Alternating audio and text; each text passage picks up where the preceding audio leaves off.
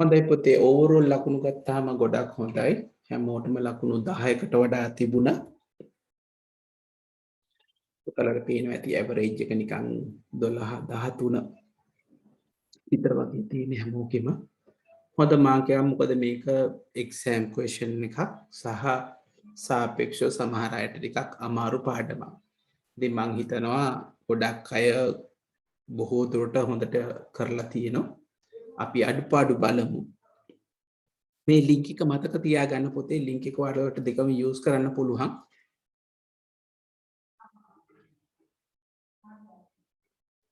ඔයගොල්ලෝ නැවත නැවත මේක පාවිච්චි කරන්න පුළුවන් පුතේ. ඒක නිසා time to time check කරලා බලන්න පුළුවන්. එහෙනම් මම ලින්ක් එක ඕපන්ව තියලා තියෙනවා. පුතාලට ඕන වෙලාවක මේ ටික try කරන්න පුළුවන්. questions ටික. හරි? ඒ හින්දා කොහේ හරි මේ ලින්ක් එක save කරලා තියාගන්න. මොන හරි වෙලාවක ලින්ක් එක වැඩ නොකරොත් පුතාලා මට කතා බහ කරලා කිව්වොත් මම ඒක අප්ඩේට් කරලා දෙන්නම්. right. දැන් අපි questions වලට යමු. මොනවා හරි නොතේරෙන තැනක් තිබුණොත් පුතේ questions වලදී මතක් කරලා මාව නවත්තලා අහන්න නොතේරෙනව මොනවා හරි තිබුණොත්. හරි.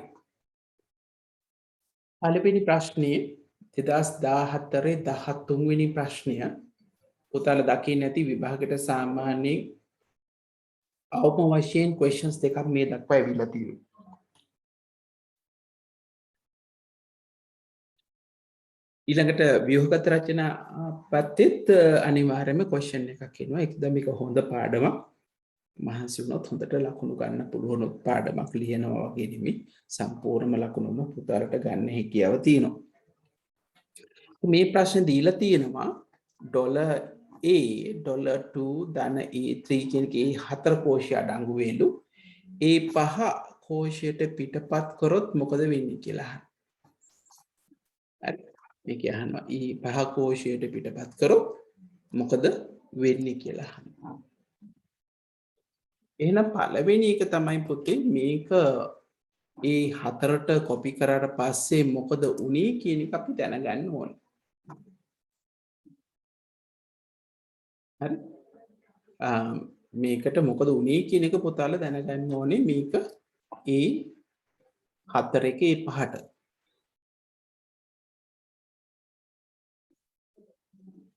right. මම question එක ලියනවා පුතේ.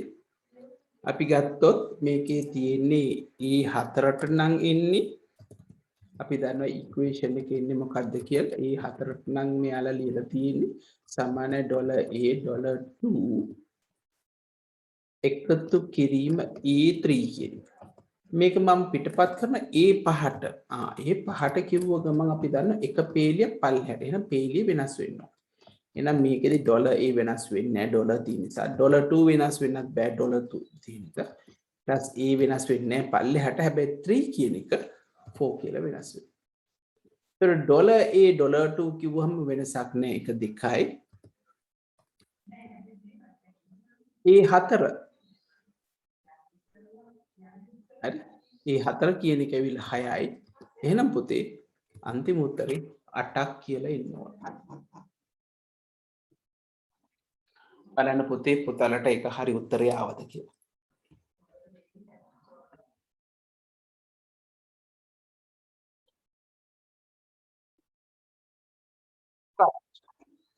මේ ප්‍රශ්නේ 75ක් පන්ති කට්ටිය හරියට උත්තර දීලා තිබුණා.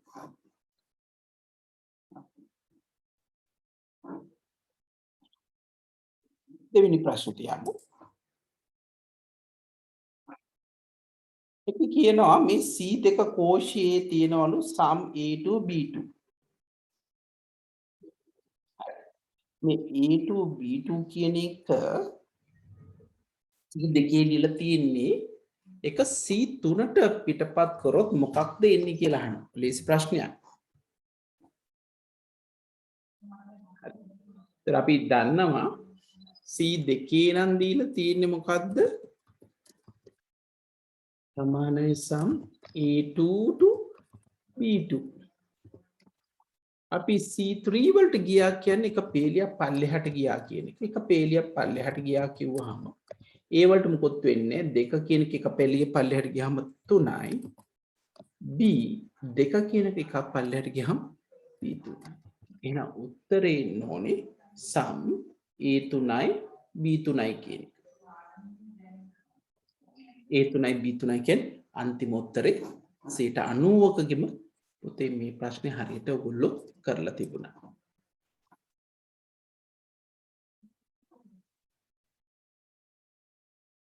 ඊළඟ ප්‍රශ්නට යමු. මේක එච්චර අමාරු ප්‍රශ්නයක් නෙමෙයි පුතේ. මේකේ අහනවා A1 A4 කෝෂ පරාසය තුල විශාල සංඛ්‍යාව. එන A1 A4 විශාලම සංඛ්‍යාව කිව්වහම අපි දන්නවා මැක්ස් කියන එක. උපරිමය කියන එක. එහෙනම් මේකට එන්න ඕන උත්තරේ 2 කියන එක 90%කින් පුතේ මේක හරියට අරගෙන තිබුණා. එතකොට කවුන්ට් එකේදී අපි කලින් කතා කරා එකේදී කතා කරන්නේ එකතුව ඒ කියන්නේ කෝෂ කීයක් අගයන් සහිතව තියනවද කියන එක. sorry. එහෙනම් මේකේ පේනවා පුතාලට A කියලා A4 දක්වා කෝෂ හතරක් තියෙනවා. කවුන්ට් කරාම එන්නේ එකතුව. sorry. කෝෂ කීයක් තිබුණාද අගයන් තියෙන. රෑන්ක් එක අපි කතා කරා රෑන්ක් එක හැබැයි මේ දීලා තියෙන විදිහත් වැරදි.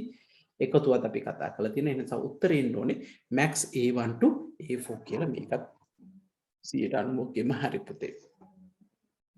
right. ඊට පස්සේ කිව්වොත් කෝෂ පරාසය තුල ඇතුළත් කිරීම entries කීයක් තියෙනවද කියලා බලන්න ඕන නම් මොකද්ද ලියන්න ඕනි කියලා අහන්න. එහෙනම් මේකෙත් අය අහන්න දෙයක් නැහැ. කෝෂ පරාසය දීලා කෝෂ ගණන හොයන්න ඕන නම් අපි දන්නවා මේකට ඕනේ කවුන්ට් එක කියලා මේක ඔක්කොගේම හරි පුතේ. ඊට පස්සේ 2015 19 ඒකේ කියනවා පැතුරුම් පතක කෝෂයකට මෙන්න සූත්‍රය ඇතුළත් කරන ලැබදීලු කෝෂයේ දිස්වෙන අගය කුමක්ද කියලා අහන්න.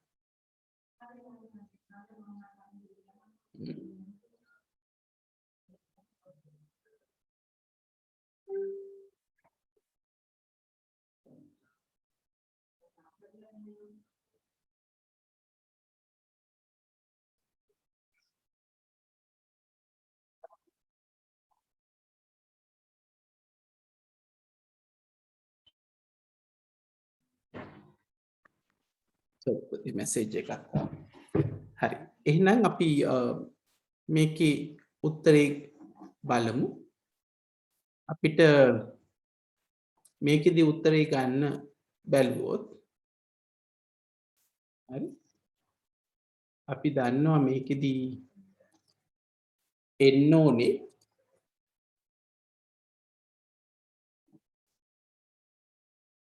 හතරක් දෙන්න පුතේ.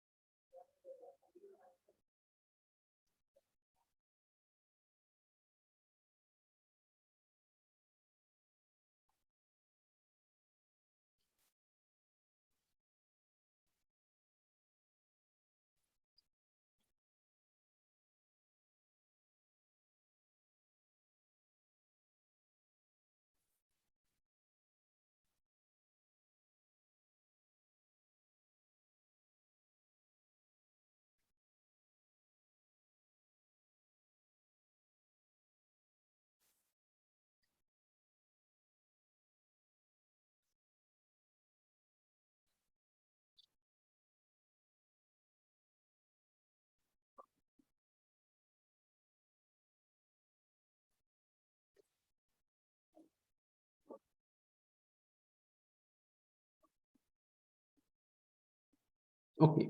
හොඳයි පුතේ අපි කන්ටිනියු කරමු මෙතන ඉඳන්. right අපි හිටියේ පුතේ 2015 19 වෙනි ප්‍රශ්නේ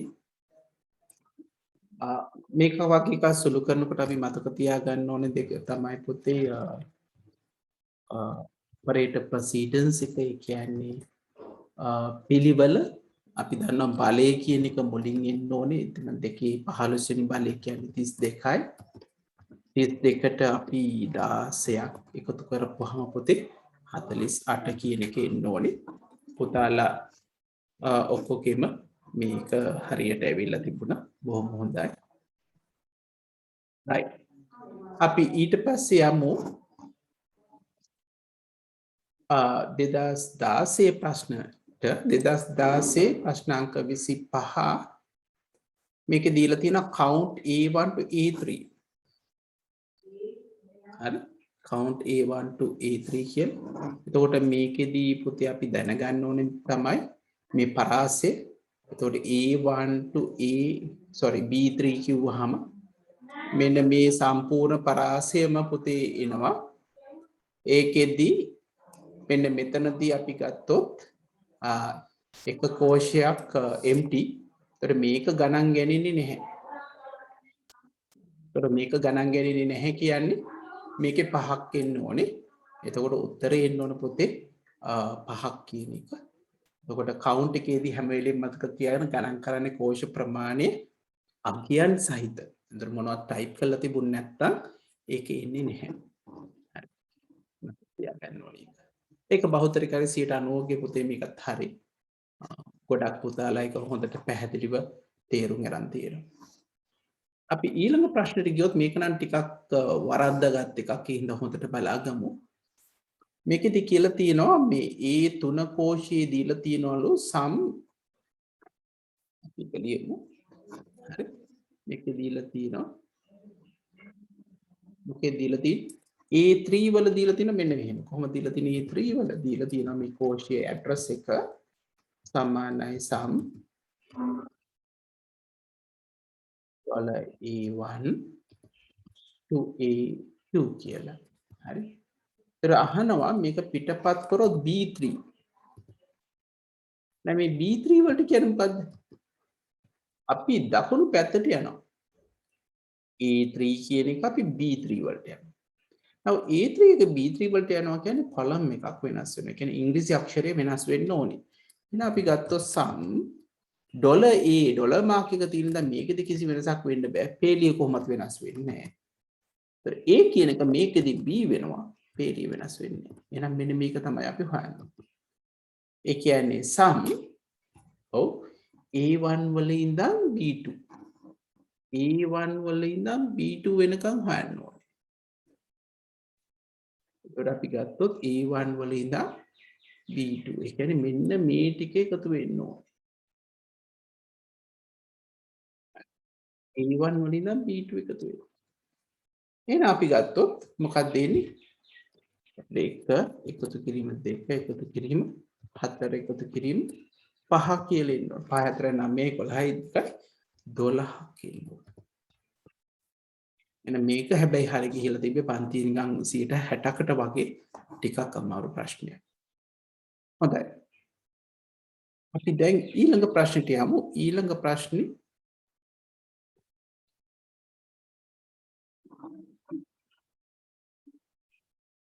2017 ප්‍රශ්නාංක 13 වෙනි ප්‍රශ්නය. මේකේ තියෙනවා මේ mouse pointer එක කොහොමද දෙන්නේ කියලා මේක ඇත්තටම කිව්වොත් පැතුරුම්පත් වලටම නෙමෙයි මේක ඇත්තටම එන්න ඕනේ ඔපරේටිව් සිස්ටම් යටතේ ප්‍රශ්නයක්. මේක ගත්තොත් මේක අහනවා දකුණත් භාවිතකාරයෙකු විසින් ගොනු බහවලුම ෆෝල්ඩ් එකක් තුල තියෙන පැතුරුම්පත් ගොනුවකට සිදු කරන පහත කාර්යය. අහන්නේ පැතුරුම්පත් ගොනුව විවෘත වීම සිදුවන්නේ. මේකෙදි මේක ඕපන් වෙන්නේ මොනවා කරොත්ද කියලා. අපි සාමාන්‍යයෙන් වම් බොත්තම තමයි පාවිච්චි කරන්නේ ෆයිල් එකක් ඕපන් කරන්න. එතකොට මේකෙදි හරි එක අන්තිම එක අනික දෙකම වරදින්න ඕනේ. මොකද දකුණු පැත්ත මේ දෙවරක් ක්ලික් කරකින් ඒකේ විශේෂ දෙයක් වෙන්නේ නැහැ. කල්ලා බලන්න. හරි දකුණු පැත්ත ගත්තාම එන්නේ ඔප්ෂන්ස් ටික එනවා. එක සැරයක් ගත්තාම ඒ නිසා AB දෙකම වැරදි. C මගින් පමණක් කියන එක තමයි පොතේ හරි උත්තරේ එනවා. මේ ප්‍රශ්නෙත් බහුතරයේ හරි බොහොම කීප දෙනෙක්ගේ තමයි මේ ප්‍රශ්නේ වරද්දගෙන තිබුණේ.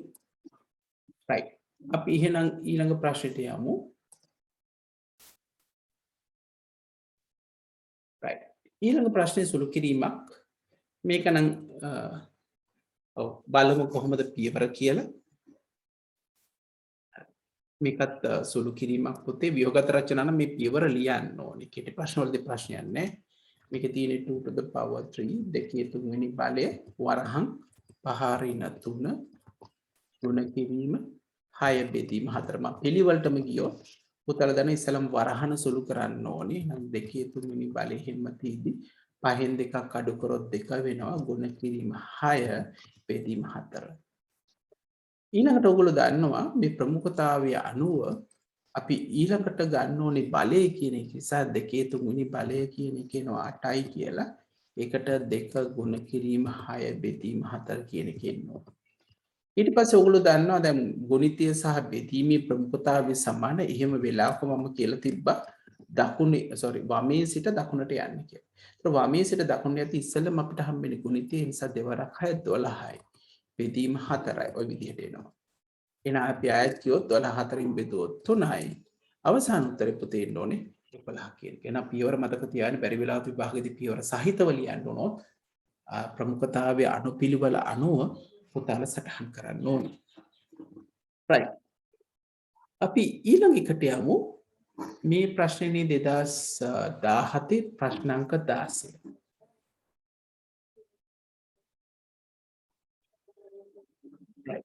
අපි එහෙනම් ඊළඟ ප්‍රශ්නෙට යමු. මේක හොඳ ප්‍රශ්නයක්. අපිට සෑහෙන දේවල් ඉගෙන ගන්න දීලා තියෙන ප්‍රශ්නයක්.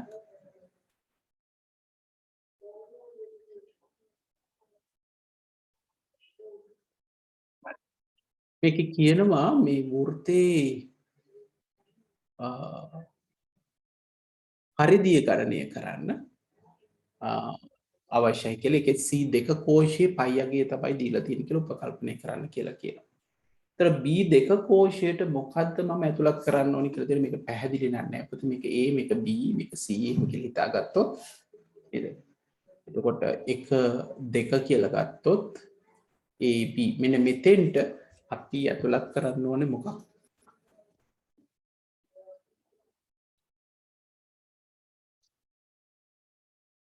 කියලා අහලා තියෙනවා. හරි. දැන් අපි ඉස්සෙල්ලම බලමු මේකේ තියෙන්නේ 25R right? එතකොට මේකෙදි එන්න ඕනේ පුතේ 2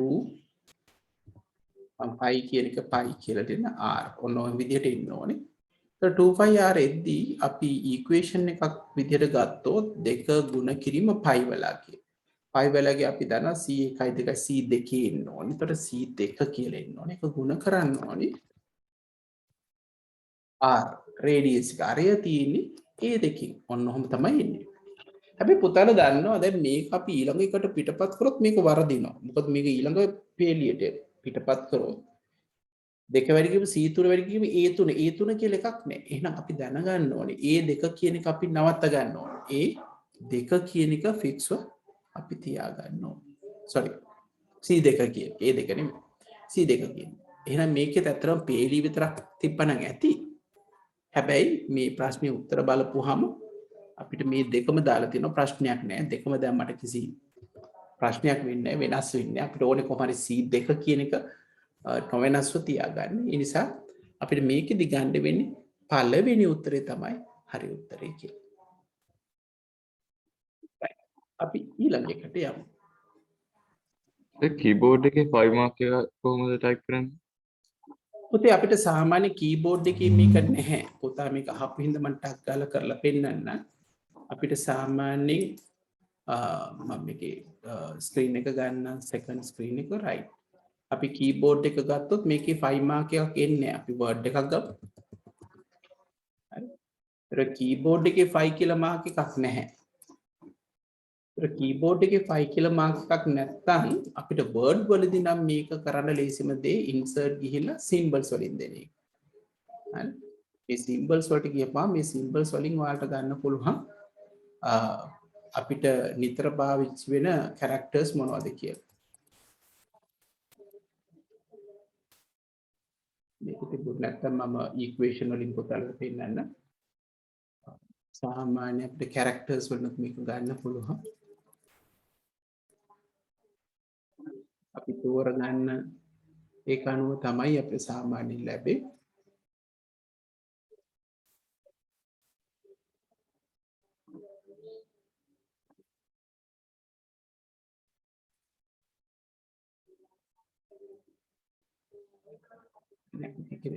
එහෙම නැති වුණොත් පුතාලට යන්න ඕනේ ඉක්වේෂන් එකට ගිහිල්ලා මේකේ තියෙන පොතේ අපිට අක්ෂර ගන්න පුළුවන්.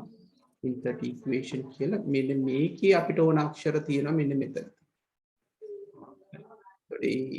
මේ වලදී අපිට 5 මාක් එක ගන්න පුළුවන්.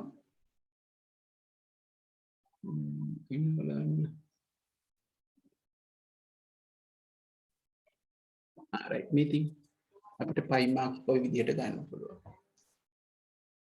සාමාන්‍යයෙන් ඕකට character map කියලා තිබුණ ඉස්සර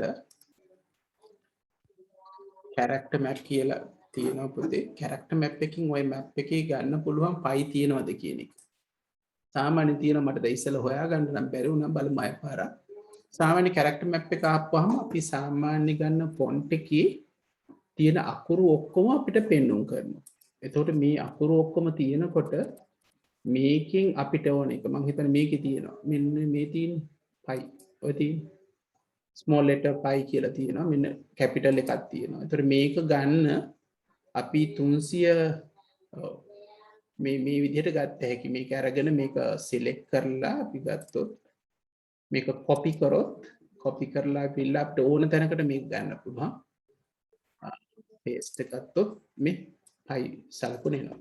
මේක notepad එකෙත් ගන්න පුළුවන් character map එක නම් අපි notepad ගියොත් notepad එකෙත් මේක copy paste කරලා ගන්න පුළුවන් 5 mark එක. ඒක මම ගත්තේ character map එකකින්. ඒතර අපේ font එකට අදාළව ඒක සොයා ගන්න ඕනේ කොහෙද තියෙන්නේ කියලා. සාමාන්‍ය font එකේ තියෙන ඔක්කොම අක්ෂර ටික මේකේ පෙන්නනවා map එකේ. නැත්නම් අපේ keyboard එකේ මේ ඔක්කොම පෙන්නන්නේ නැහැ. එහෙම නැත්නම් මේකේ කෙටි සලකුණක් තියෙන. දැන් උදාහරණයක් විදිහට අපි හිතමු මේ බෙදීමේ සලකුණ කියලා මේකට තියෙන මේ alt බටන් එකත් එක්ක 247 කියලා. ඒකිනුත් අපිට පුළුවන්. දැන් උදාහරණයක් විදිහට අපි දැන් 5 මාක් එකනේ පුතාලා මගෙන් ඇහුවේ. ඒතර 5 කියනාගේ අපිට ඉස්සල්ලා ආවේ කොන්න මෙන්න මෙතනදී. ඒතර ඒකට නම් alt එකක් නැහැ. සිම්පල් එකටත් නැතුව තියෙනවා. මේකටත් නැහැ. right තරුෂි අහලා තිබ්බ කොහොමද character map එක ගන්න කියලා. ඔයගොල්ලෝ search button එකට search එකට ගිහිල්ලා මෙන්න මෙතන search එකට ගිහිල්ලා පුතේ type කරන්න character map. දැන් සිංහල අකුරු ඔයගොල්ලන්ට type කරන්න එහෙම අමාරු නම් එක ක්‍රමයක් තමයි පුතේ මේ character map එක අරගෙන ඔයාලා සිංහල අක්ෂර මොන හරි තියෙනවා නම් අපි උදාහරණයක් විදිහට හිතමු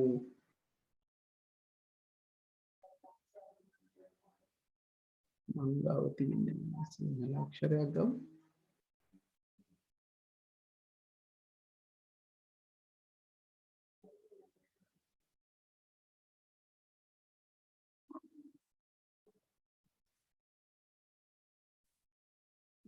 මතකනේ එකක්වත් පොවද අපි සිංහල අක්ෂර අපි පාවිච්චි කරේ කියලා මල්ලිත් හිටියේද?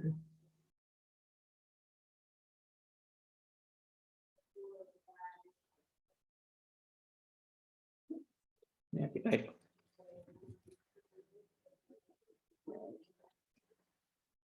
සිංහල අක්ෂර මම දාගන්නේ. නමුත් සිංහල අක්ෂර මෙතනින් ගත්තා නම් පොතලට මෙතන ක්ලික් කරලා තෝරගන්න පුළුවන් අක්ෂරය. දැන් මම අර Unicode type කරන නිසා දැන් මම keyboard එක install කරලා නැහැ. දැන් මලිති වගේ font එකක් තියෙනවා නම් පුතාලා මලිති කියන font එක මේකෙන් select කරොත් ඒගොල්ලෝ ඔයගලන්ට සාමාන්‍යයෙන් දෙන්න ඕන. හරි. Unicode නම් මේකෙදි පෙන්නන්නේ නැහැ.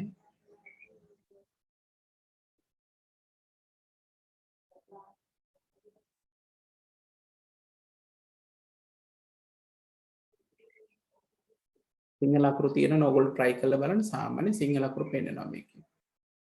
ඒතකොට ඕගොල්ලන්ට තියෙන අවශ්‍ය අක්ෂර උඩ ඩබල් ක්ලික් කරපුවාම ඒක මෙතන ඇපිය වෙනවා. ඒක කොපි පේස්ට් කරගන්න පුළුවන් ඕන තැනකට. try කරලා බලන්න. right. අමතර දෙයක් හැබැයි ප්‍රශ්න අහපු හින්දා හොඳයි මම මේක කරන්නේ කොහොමද කියන එක පුතාලට කියලා දුන්නා. ක්‍රම දෙකට කියලා දුන්නා. කොහොමද අපි 5 මාක් එක ගන්න කියලා. ප්‍රශ්නෙට උත්තරේ පුතේ මේකෙදි පළවෙනි එකේ ඉන්නේ. right. දෙවෙනි එක අහනවා මේක sum බෙදීම count කියලා දුන්නොත් උත්තරේ මොකක්ද එන්නේ කියලා. ප්‍රශ්නය අහනවා සමානයි sum a2 to a5 divide by count a2 to a5 කියලා දුන්නොත් මොකද වෙන්නේ කියලා අහනවා අපි. හරි? ඒතර මේ sum කියලා කියන්නේ අපි දන්නවා එකතුව a2 to a5 කිව්වම හරියට ටික එකතු වෙන්න ඕනේ. කියන්නේ 20යි 21යි 25යි 22යි ඔක්කොම එකතු කරොත් පුතේ 88ක් එනවා. බෙදීම count කියලා තියෙන කොච්චර සෙල් ප්‍රමාණයක් තියෙනවද අගයන් තියෙන එතන 4ක් එනවා. එන 88 4න් බෙදුවොත් 22 කියන එක පුතාලගේ උත්තරේ විදිහට එන්න ඕනේ. හරි. කීප දෙනෙක් ගැන අනික අය මේක හරියට කරලා තිබුණා. 75 ගේ විතර හරි උත්තර ඇවිල්ලා තිබුණා පුතේ. right. ඊළඟ ප්‍රශ්නට යමු. මේ ඊළඟ ප්‍රශ්නේ අපි කතා කරන්න යන්නේ පුතේ 2017 අපි ඉවර කරා. 2018 ප්‍රශ්නාංක 13. අපි ගිය සතියේ පුතේ කතා කරා මේ වගේ සමීකරණ දුන්නහම අදින්නේ කොහොමද කියලා. මේකත් මේ හොඳ ප්‍රශ්නයක් අපිට දේවල් ඉගෙන ගන්න. බලමු මේ කොහොමද ගන්න කියන එක. හරි. මේක ටිකක් අමාරු වෙලා තිබුණා. පන්ති 60ක් වගේ තමයි හරි උත්තරය අරන් තිබුණේ. ඒතර මේකේ පුතාට පේනවා ඇති px වර්ගය ධන qx ධන r කියලා සමීකරණයක් තියෙනවා. ඒතර p q r කියන අගයන් අපි වෙනම අරගෙන තියෙනවා. ඊට පස්සේ x කියන එක ඔයගොල්ලෝ දන්නා විචල්‍ය වෙනස් වෙනවා. ඊට අනුරූපව අපි y හොයන්න ඕනේ. අහන්නේ මේකට ලියන්න ඕන ඉක්වේෂන් එක මොකක්ද කියලා. හරි. ඍණ දෙක වෙනකොට y වලගේ ගන්න නම් මම මොකද්ද මෙතන ලියන්න ඕනි කියන එක තමයි මෙතනදී අහලා තියෙන්නේ. එතකොට දැන් අපි දන්නවා මෙතනදී අපි මේක පරිවර්තනය කරන්න ඕනේ මේ සමීකරණය පරිවර්තනය කරන්න ඕනේ Excel වල අපි පාවිච්චි කරන ක්‍රමයට. right අපි බලමු කොහොමද කරන්නේ කියලා. එහෙනම් මෙන්න මෙතෙන්ට නම් ලියන්නේ මම පටන් ගන්නවා. අපි සමානයි මුලින් මෙන්න ඕනේ p. p කියන්නේ මේක හරි උත්තරේ නෙමෙයි හින්දා උත්තරේ ලියා ගන්න හදිසි වෙන්න එපා. p වල අගයේ තියෙන පුතේ b1 කියන එකේ මම ලියනවා b1 ගුණ කිරීම. ඊට පස්සේ x දැනට අපි x ඍණ දෙකනේ ගන්න. ඍණ දෙක කියලා කියන්නේ c2. එහෙනම් කියනවා c2. අතරම c2 වර්ගය. වර්ගයේ හින්දා මම hat එක ලියනවා. පස්සේ අපි බලමු උත්තරේ නැති වුණොත් අපි අනුරූපව වෙනස් කරගමු. ඔන්න එනවා සමීකරණය. ඊට පස්සේ එනවා q. q කියලා කියන්නේ b2යි. හරි. ඒක ගුණ කරන්න ඕනේ අය පාරක් c2කින් x වෙන්න. දැන් ඒකට එකතු වෙනවා r. r කියලා කියන්නේ b3යි. ඔන්න ඔය විදිහට තමයි අපි සරලව ලිව්වොත් එන්නේ සමීකරණ. හැබැයි පුතේ මෙතන ප්‍රශ්නයක් තියෙනවා මේක යටට පිටපත් කරොත් උදාහරණයකට විතර x වලාගේ ඍණ එක වෙද්දි y හොයන්න ගියොත් උත්තරේ වැරදියට එනවා මේ විදිහට ලිව්වොත්. ඇයි? මේක අනුරූපව වෙනස් වෙනවා අපි කතා කරා ඒක ගිය සතියේ. ඒතර සමානයි b1 කියන එක b2 වෙනවා c2 c3 වෙනවා. නේද? b2 b3 වෙනවා c2 c3 වෙනවා b3 b4 වෙනවා. ඒතර b2 b3 b4 කියලා එකක් නෑ ඔන්න එතන ඉඳන්ම අපේ ප්‍රශ්නේ වර්ධිනවා. එහෙනම් අපි දැනගන්න ඕනේ PQR වෙනස් නොවී තියෙනවා. එහෙනම් සරලව ගත්තොත් PQR වෙනස් නොවී තියෙන්න හරි පල්ලෙහාටනේ. ඒ කියන්නේ මේකට විතරක් තිබුණ නම් ඇති. හැබැයි ප්‍රශ්නවල පොතේ මේ දෙකටම දාලා තියෙන නිසා මම දෙකටම දානවා. කිසි ප්‍රශ්නයක් නැහැ. මේකෙත් B2ටත් දානවා. හරි. අවසානයේ B3ටත් දානවා. හරි. එහෙනම් ඩොලර් මාක් එක ඇත්තටම දැම්මම නම් පීලි විතරට දැම්මම ඇති. අපි දෙකටම දාන ප්‍රශ්නයක් නෑ. ඒතකොට වෙනසක් වෙන්නේ උත්තරේ බැලුවොත් පුතාලට මේ උත්තරේ මේ විදිහටම නෑ 60 මාක් එක තියෙන එක ප්‍රශ්නේ උත්තරයයි තියෙන්නේ ඒකනේ ඒ තියෙන්නේ B 1යි C 2 දෙකේ දෙවෙනි බලේ නෑ අපිට ඕනේ C2 x වල වර්ගය විතරයි ඕනේ. ඒ නිසා අපි දන්නවා මෙතනදී C2 වර්ගය කියන එක ලියලා තියෙන්නේ C2 ගුණ කිරීම C2 කියලා. නිසා හරි උත්තරේ එන්නේ B1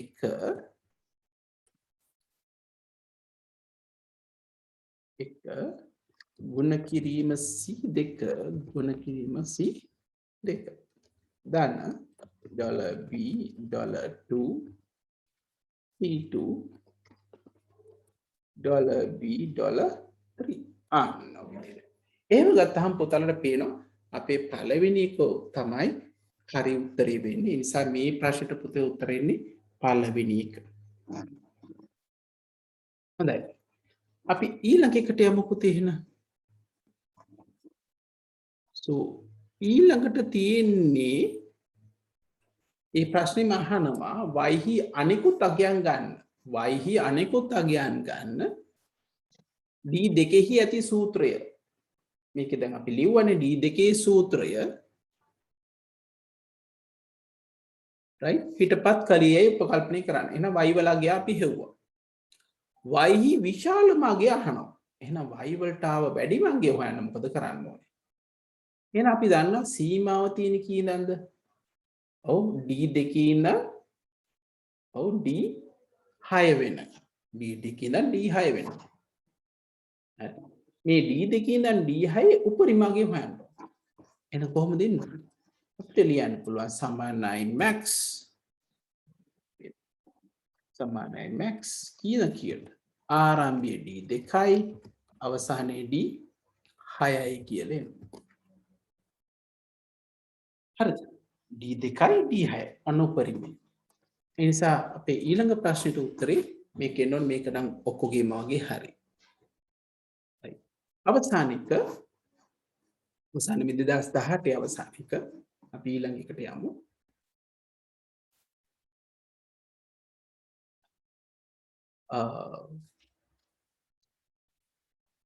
right සුළු කිරීමක් අපිට දීලා තියෙනවා.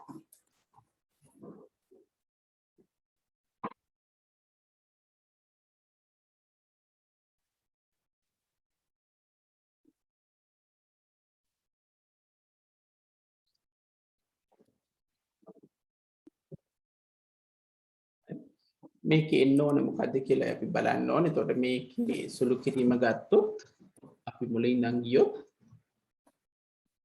එනවා සමානයි පිළිවෙලත් එක්ක අපි යමු.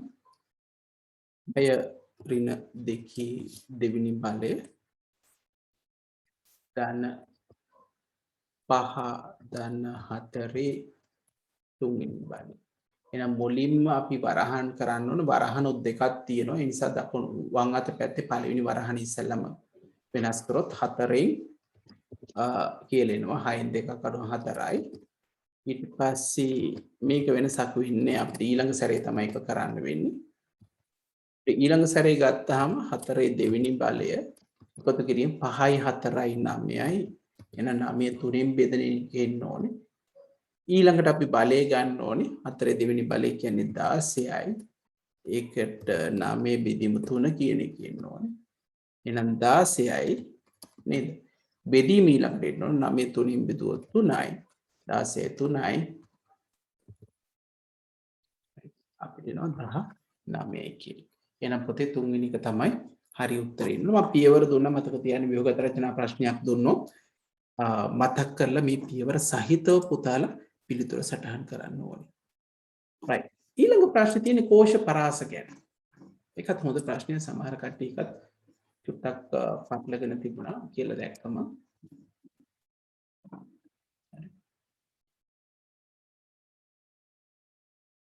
right.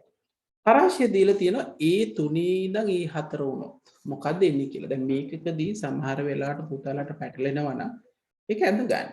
ඒතර අපි දන්නවා A තියෙනවා B තියෙනවා C තියෙනවා. ඊට පස්සේ 3 තියෙනවා 4 තියෙනවා. ඔච්චර නෝනේ අපිට. එහෙනම් අපි දන්නවා අපේ සෙල් රේන්ජ් එක එන්න ඕනේ මේ විදිහට. කොහොමද මේක කියන්නේ A3 ඉඳන් C4 මේක. ඒ කියන්නේ මේ සම්පූර්ණ රේන්ජ් එක. කියන්නේ A3 B3 C3 A4 B4 C4 අන්න ඔය ඔක්කොම. ඒ නිසා අවසානයේ ඉන්න පුතේ උත්තරේ මේකට සියල්ලම කියන්නේ. හොඳයි. අපි අවසාන ප්‍රශ්නට යමු. මේකෙත් පොඩි සුළු කිරීමක් තමයි දීලා තියෙන්නේ. අපි දීලා තියෙනවා C2 කියන එකට උත්තරයක්. හරි. ඒතර C2 දී අපි ලියන එක බැලුවොත් අපි ලියන්නේ සමානයි B2 ගුණ කිරීම B$5 කියන එක. ඔන්න ඔය විදිහට. මේක C3ට පිටපත් කරොත් මොනවද වෙනස් වෙන්නේ? අපි දන්නවා පේලිය විතරයි වෙනස් වෙන්න ඕනේ. පේලිය කියන එක වෙනස් කරමු. B2 කියන එක 3 වෙනවා. ගුණ කිරීම. B$5ට වෙනස් වීමක් වෙන්නේ නැහැ. ඕක තමයි ඉන්නේ. එහෙනම් උත්තරේ ගත්තොත් මේක කොහොමද වෙන්නේ කියලා B3 කියන එක ගත්තොත් B3 කියලා කියන්නේ 60,000යි. ඒක ගුණ වෙන්න ඕනේ කියන 0.1. 0.1 කියන්නේ 10න් එකයි. 10න් බෙදුවා නම් හරි. එහෙනම් 60,000 10න් බෙදුවොත් අපි දන්නවා මේකට උත්තරේ එන්න ඕනේ 6,000යි කියලා. ওই විදිහට තමයි අවසාන උත්තරේ එන්නේ. මම හිතන්නේ අපි එහෙනම් කතා බහ කරලා ඉවරයි අද දවසේ. Excel වලට අදාළව මම දෙවෙනි කොටසකුත් පුතාලට කලින් දුන්නා. papers දෙක කොටස කීපයක් හදමු. ලබන සතියේ. හරි. එහෙනම් අපි දැන් පොතේ අලුත් පාඩමට යමු. මම මතක් කරොත් ආයෙ පාරක් පුතාලගේ මාකින්ග්ස් අවම ලකුණු 11 ඉඳන් උපරිම ලකුණු 16 දක්වා කට්ටිය අරගෙන තිබ්බා. පන්ති වැඩිම ප්‍රමාණයක තිබුණේ සාමාන්‍ය නිකන් ලකුණු 13ක් වගේ. හොඳයි. එහෙනම් පුතේ අපි අද පාඩමට යමු. අපි පොඩි විනාඩි 5ක බ්‍රේක් එකක් ගමු. දැන් 8:22යි. 8:27ට පුතේ මම අලුත් පාඩම පටන් ගන්නවා.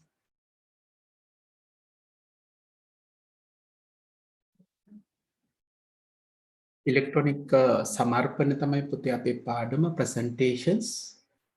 දැන් අපි බලනකොට අද වෙනකොට පුතේ ගොඩක් වෙලාවට මේ කිසියම් පණිවිඩයක් දෙන්න අවශ්‍ය වෙනකොට ඉදිරිපත් කිරීමක් කරනකොට මේ ඉලෙක්ට්‍රොනික සමර්පණය එහෙම නැත්නම් ඉලෙක්ට්‍රොනික ප්‍රසන්ටේෂන්ස් කියන එක ගොඩක් පාවිච්චි කරනවා.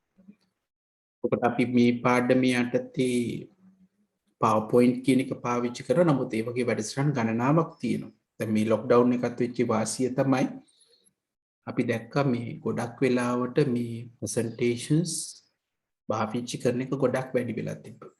ඒ කියන්නේ අපි උදාහරණයක් විදිහට අධ්‍යාපන කටයුතු කරද්දී විශේෂයෙන් අපි සයන්ස් වගේ සබ්ජෙක්ට් එකක් ගත්තාම ඒක උගන්වන්න ගොඩක්ම ලේසි අපි බහුමාධ්‍ය මල්ටිමීඩියා පාවිච්චි කරොත්.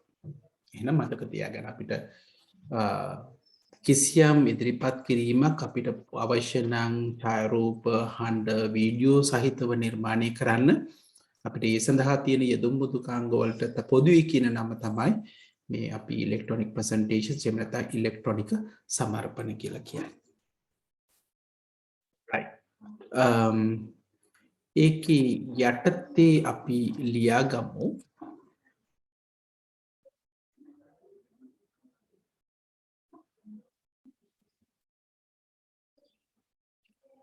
ඒකේ යටතේ අපි ලියාගමු මොකක්ද මේ ඉලෙක්ට්‍රොනික සමර්පණ කියන්නේ කියලා.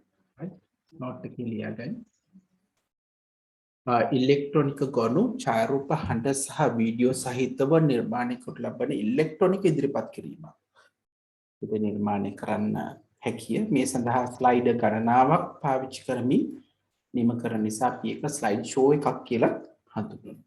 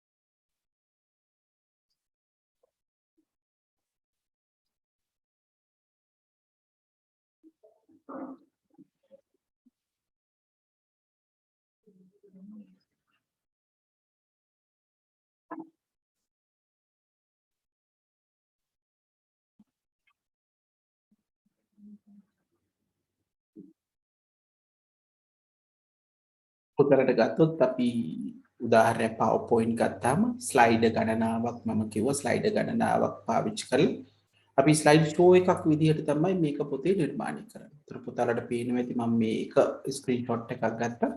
මේ ස්ක්‍රීන්ෂොට් එකේ තියෙන්නෙම කොහොමද අපි ස්ලයිඩ් නිර්මාණය කරන්නේ. විවිධ ආකාරයේ ස්ලයිඩ් නිර්මාණය කරන්න පුළුවන්. අපි ඒ සඳහා තියෙන ක්‍රම ගැන අතරම අපි ඉස්සරහට කතා කරනවා. එතකොට දැන් පුතාලට මේකෙදි පේනවා ඇති විවිධ හැඩති සමර්පණ අපිට පාවිච්චි කරන කියන්නේ ස්ලයිඩ් අපිට පාවිච්චි කරන්න පුළුවන්. හරි. දැන් මෙතනින් එහාට ගියපුවාම උදාහරණයක් අපි ගත්තොත් එහෙම ආයතනයක වගේ තොරතුරු ඉදිරිපත් කරද්දී ගොඩක් වෙලාවට ඒ තොරතුරු සාරාංශ සහිතව අපි කිව්වා charts ගැන අපි කතා කරන් ගිය සතියේ ඒ විදිහට ඉදිරිපත් කරන්න පුළුවන්. මෙතන නිසා එක වාසියක් තමයි මේ ඉලෙක්ට්‍රොනික සමර්පණවලදී අපිට විවිධ ආකාරයට එකම තොරතුරු ඉදිරිපත් කරන්න පුළුවන් විශේෂයෙන් images videos හරහා. හරි. ඒතර මේකේ color themes එහෙම ගත්තාම පොතේ ගොඩක් ඒවා තියෙනවා අපිට animations පාවිච්චි කරන්න පුළුවන්. නේද? විවිධ animations කට්ටිය පාවිච්චි කරනවා. විවිධ colors අපි පාවිච්චි කරනවා. color themes කියලා අපි සමහරලාට මේවට කියනවා. ඊට පස්සේ graphical ගොඩක් වෙලාවට ওই චිත්‍රාකාරයට අදපු රූප සටහන් එහෙම අපිට ගොඩක් වෙලාවට දකින්න හැකියාව තියෙනවා presentations විදියට. පොතකට මේ තියෙන මේ වගේ උදාහරණ කීපයක්. දැන් මේ පළවෙනි එක අපි සාමාන්‍ය PowerPoint වල තියෙනවා විදිහට මේ styles, themes, colors අපිට තෝරගන්න පුළුවන්. ඊට පස්සේ එක එක graphs වර්ග අපිට පාවිච්චි කරන්න පුළුවන්. styles විදියට හදන්න පුළුවන් පොතේ අපිට ඕන විදිහට වෙනස් කරලා. වර්ණ බැලුවොත් ගොඩාක් අපි පාවිච්චි කරන්නේ නැහැ මතක තියාගන්න. අපි ගැන කතා කරනවා වෙනම. සාමාන්‍ය වර්ණ කිහිපයක්, වර්ණ දෙක තුනක්, උපරිම හතරක්. දැන් මේක ගත්තොත් කහ අපි හිතමු ඇෂ් කලර් එක අලු සහ සුදු නේද? මෙන්න මේ වර්ණ ටික තමයි මේ පාවිච්චි කරන්නේ. දැන් මේ තීම් එක ගත්තාම තේම මේකේ නිල් තියෙනවා නේද? පද නිල් තියෙනවා ඊට පස්සේ සුදු අන්න ඒ වගේ. වට තේරෙනවද? ඊට පස්සේ මේක ගත්තොත් එහෙනම් පොතවල මෙතනත් කලර්ස් තුනක් තියෙනවා. සාමාන්‍ය කලර්ස් 3-4ක්. ෆොන්ට්ස් උත් එහෙමයි. ෆොන්ට්ස් වර්ග දෙකක් තුනක් උපරිම හතරක් ගොඩාක් ගන්න. සමහරවිට අපි අර මුල් කාලේදී එහෙම නේද ආසාවට ෆොන්ට්ස් එක එක වර්ගවල දාලා එහෙම අපි ඇත්තටම ඩිසයින් එක කරන්නේ ඩිසයින් එකක් ලස්සන වෙන්න අපි වර්ණ සීමා කරනවා. හැබැයි කැපී පෙනෙන වර්ණ අපි තෝරගන්න ඕනේ. ඊට පස්සේ අක්ෂර ෆොන්ට්ස් උත් එහෙමයි. හරි. එහෙනම් මතක තියාගන්න මේ එහෙනම් මෙන්න මේ විදිහට අපිට විවිධාකාරී ඉදිරිපත් කිරීම කරන්න ඉලෙක්ට්‍රොනික ප්‍රසන්ටේෂන්ස් පාවිච්චි කරන්න පුළුවන්. right. හොඳයි. දැන් මම ඊළඟට කතා කරන්න යන්නේ මෘදුකාංක ගැන. right. එහෙනම් අපි අනුමාතෘකාවක් ලියා ගමු.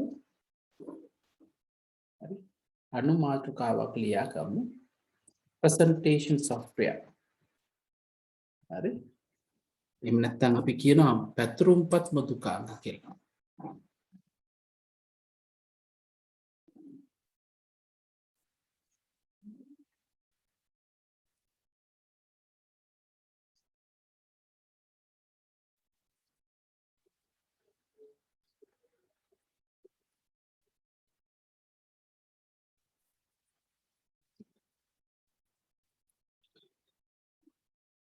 ලියාගන්න පොතේ පැතුරුම්පත් මෘදුකාංග කියලා.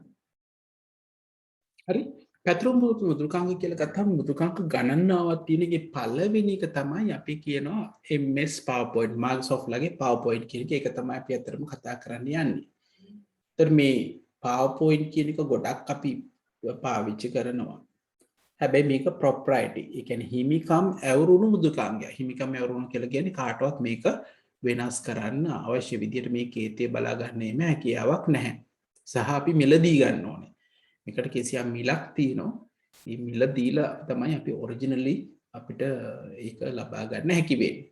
ඉන්ටර්ෆේස් එක මම හිතනවා පුතාලා ගොඩක් අයට ෆැමිලිය මේ දීලා තියෙන වගේ ඉන්ටර්ෆේස් දෙකක් පුතාලට පේන තේ ස්ලයිඩ් තියෙන අපිට එක විදිහට නිර්මාණය කරන්න පුළුවන් අපි මේ ගැන බොහෝ විට ලබන සතියේ කතා කරමු ඊට පස්සේ දෙවෙනි එක විදිහට ගත්තාම ස්ලයිඩ් අපිට අවශ්‍ය ආකාරයට සකස ගන්න පහසුකම් දීලා තියෙනවා මීට අමතරව අපි කතා කරනවා ඇනිමේෂන්ස් කරන්නේ කොහොමද ස්ලයිඩ් එකකින් ස්ලයිඩ් එකට මාරු වෙද්දී කොහොමද ඇනිමේෂන්ස් දාන්නේ එහෙම නැත්නම් ඔටෝමැටිකලි කොහොමද ප්‍රසන්ටේෂන් එක යන විදිහට අපිට සකස් කරන්නේ මෙන්න මේ දේවල් ගැන අපිට කතා කරනවා හැබැයි මේ දේවල් හැම ප්‍රසන්ටේෂන් software එකකටම පොදුයි ඒ නිසා පළවෙනි එක කියලා ලියා ගන්න MS PowerPoint කියලා උපසටහන අද ගන්න අවශ්‍ය නැහැ නම් ටික විතරයි මතක තියාගන්න ඕනේ හැබැයි පුතාලා එතනින් එහාට ගිහිල්ලා ඇහුවොත් මොනවද අපිට තියෙන open source විවෘත හා නිදහස් මෘදුකාංග කියලා අපි කියනවා free and open source software ඒ කියන්නේ අපිට මෘදුකාංග සමහර වෙලාවට තියෙන නොමිලේ ඩවුන්ලෝඩ් කරගන්න බාගත කරගන්න හැකියාව තියෙනවා.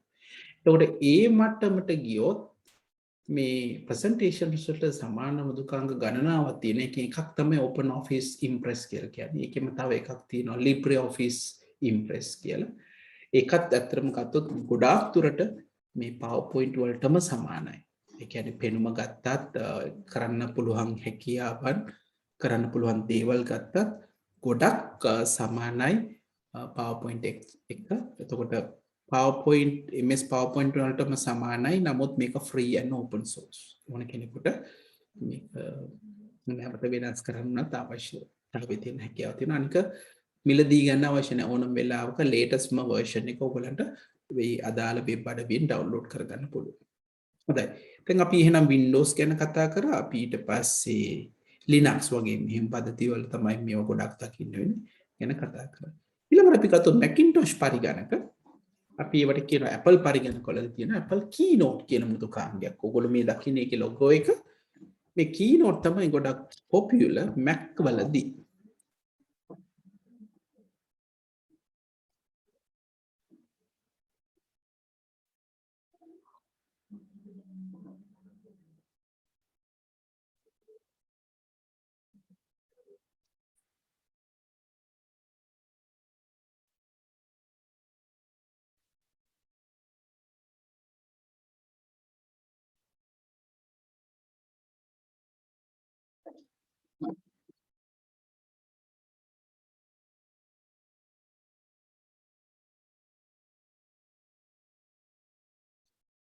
හොඳයි පුතේ. අපි එතනින් එහාට ගියොත්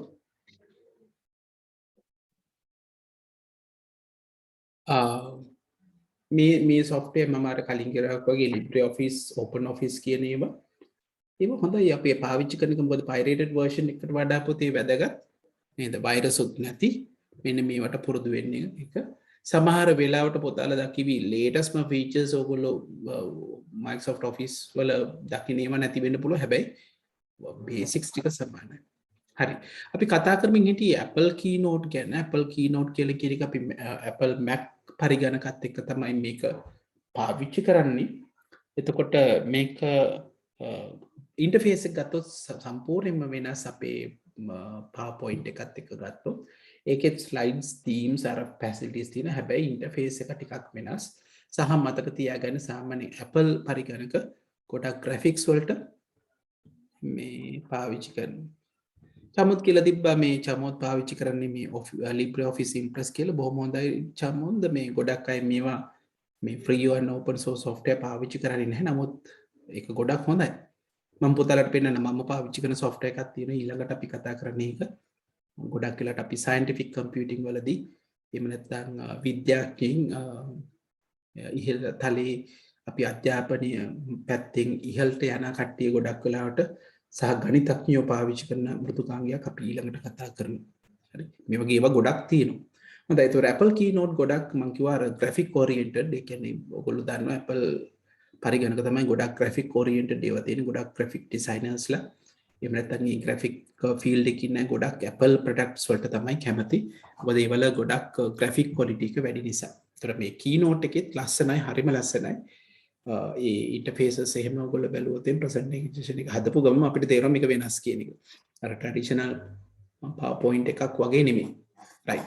මට ඊළඟට කතා කරන්න ඕන එක තමයි අර මම කතා කරේ. මට එතනදී කියන්න ඕනුනේ මේ බීම කියලා තියෙනවා. මේකත් ලියා ගන්න නම බීම. බීම කියලා කියන්නේ ගොඩක් සයන්ටිස්ට්ලා එහෙම නැත්නම් ගණිතඥයෝ වගේ කට්ටිය පාවිච්චි කරන පුතාලට බලන්න පුළුවන් ගොඩක් ඉක්වේෂන්ස් තියෙද්දි අපි මේ ස්ලයිඩ් පාවිච්චි කරනවා. අතරම කියනවා පුතේ මමත් ගොඩක් වෙලාවට විශ්වවිද්‍යාලයේදී අපේ presentations වලදී බීම කියන එක පාවිච්චි කරනවා. ඊළඟට රිසර්ච් presentations වලට අපි මේක පාවිච්චි කරනවා. මම පුතාලට කීපයක් ඒකේ පෙන්නන්න.